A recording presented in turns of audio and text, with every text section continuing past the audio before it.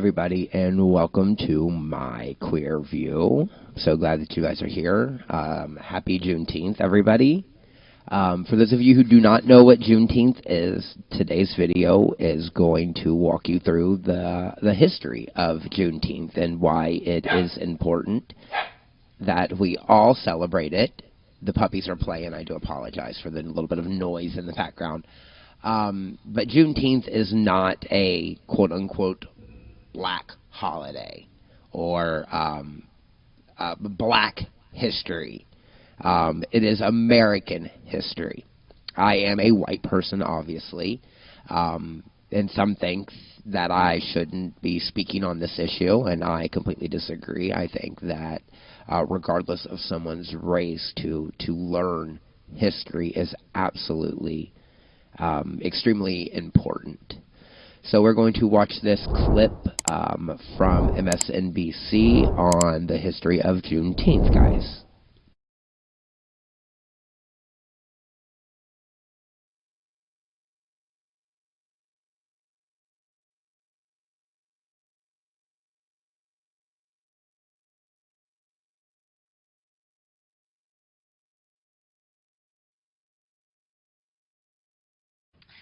Now we have Dr. Dinah Ramey-Berry, scholar of the enslaved and black women's history, joining us now with more on the history of Juneteenth. Dr. Berry, thank you for being with us this morning. Let's talk about what Juneteenth represents, not only for the black community, but its overall significance in America's history as well. Well, Juneteenth really is a holiday that recognizes freedom. It recognizes the freedom of African Americans in the aftermath of slavery. And I think one of the things that we're trying to emphasize now as it's become a federal holiday in 2021 is that this was a holiday that celebrated the freedom of African Americans and the independence and the opportunities for African Americans to participate in citizenship in the aftermath of slavery. So you just mentioned that this becomes this holiday in 2021 when President Biden signed this declaration and therefore a federal holiday. But as we talked about, there's still kind of some disparities across the country in terms of how it's recognized. That came a year after George Floyd died from police brutality. At that time, Black Lives Matter has sparked a movement that many historians say, I mean, we really haven't seen similar scale since the civil rights era.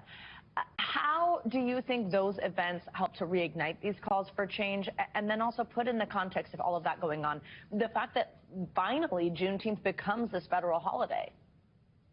Absolutely. Juneteenth, there were people that were fighting for this to become a holiday all the way back to the 1970s. And we know this. It became a holiday, a state holiday in Texas in 1980.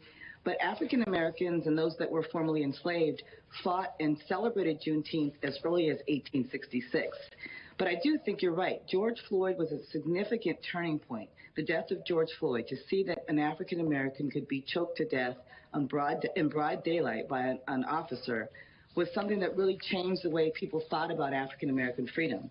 And they saw for themselves that African Americans are still struggling to define themselves as human beings and also to be considered citizens of the United States. You wrote an article in The Atlantic called The Truth About Freedom, and in it you discussed the history of black self-liberation, those who were enslaved, escaping their bondage and claiming their own freedom by fleeing, suing, or other means. Why is self-liberation an important part of our Juneteenth commemoration, and how does it draw parallels to the fight for equality that the black community is still facing today? I think the idea of self-liberation that happened prior to 1863's Emancipation Proclamation, prior to the end of the Civil War, prior to Juneteenth, and prior to the 13th Amendment becoming ratified on December 6th of 1865, is very important because it shows that African Americans found ways to become free, to sue for their freedom, to purchase their freedom, to literally escape and self-liberate themselves by going to free territories, is an important aspect of us understanding American history and the quest for the inherent role that freedom plays in all of our lives. We also find that African Americans are still finding ways, just like the recent Supreme Court decision in Alabama about redistricting and voting rights, right? We know that voting is a major way that African Americans and any citizen in this country expresses their freedom and their participation in our government. And those are the same kinds of things that we're fighting for today.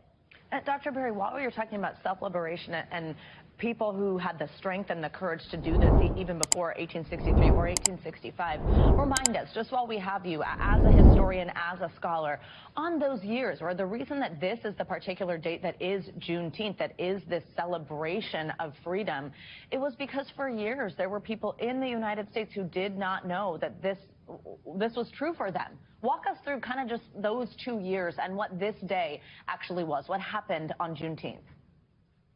Many enslaved people in Texas said that they didn't know they had been free until they heard somebody say, quote, make a proclamation. They heard General Order Number 3 that was brought to their plantation communities. They heard from their uncles, from their cousins, from other Union officers that came in to tell them that slavery was over. June 19th marked that day for those that were enslaved in Texas. It wasn't ratified, as I mentioned, the 13th Amendment wasn't ratified until December. But to find out that you're free, some enslaved people literally walked off and left their plantation communities. Others went to find new houses. Others solidified their marriages. Some of them went to get an education. But the idea that freedom had come in their lifetime was something that they had thought about and fought for every single day that they were living before that. So important to learn that history. Dr. Dinah Rama Berry, thank you so much for your time. We appreciate you. So that was the clip from NBC News. Extremely informative.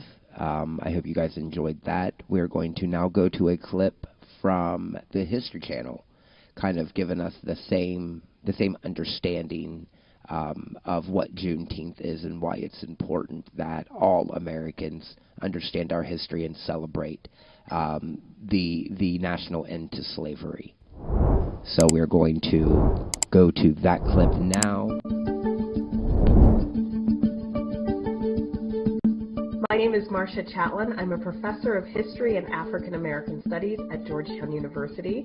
I'm a historian of African American life and culture. Juneteenth is a commemoration holiday of June 19, 1865, when a group of African Americans in Galveston, Texas, received the news that they indeed were free. President Lincoln had signed the Emancipation Proclamation in 1863, but news of the end of slavery in Texas had not traveled to this community until 1865.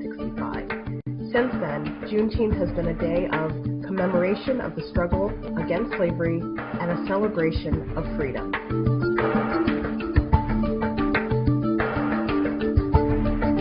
One of the biggest misconceptions about Juneteenth is that people often think that was the day that slavery ended in the United States.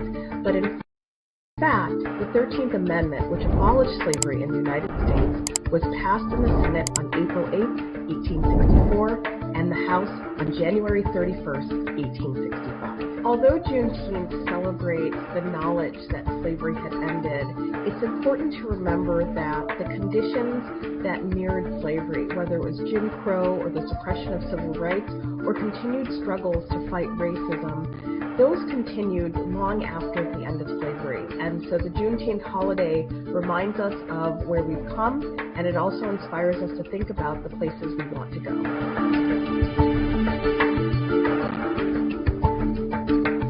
As African Americans left the South to pursue opportunity throughout the 20th century in northern and western cities, the celebration of Juneteenth moved from being a Texas-based celebration to a national one, in which people gathered with families and friends and community to remember the incredible struggle of a people against slavery and to create new traditions that allowed them to reflect about the struggle for civil rights and the ongoing struggle against racism.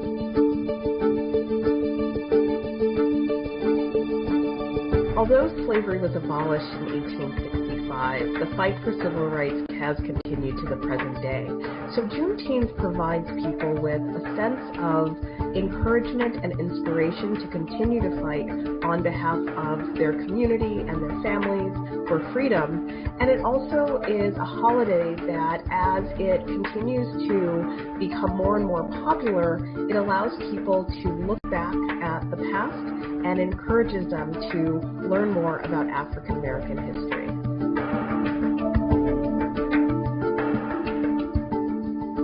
As more and more more institutions recognize Juneteenth and work to commemorate the incredible legacy of slavery in the United States, I hope Juneteenth becomes a day where people commit not only to acts of justice in their local community, but to investigate history in a more deep and thoughtful way.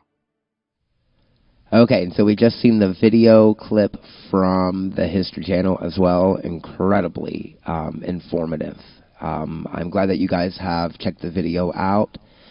This is My Queer View, and I hope you're enjoying the content I'm putting out. Make sure that you take some time and you like this video and subscribe to the channel and ring that bell to make sure you get the notifications. And happy Juneteenth, and I will see you guys in the next video.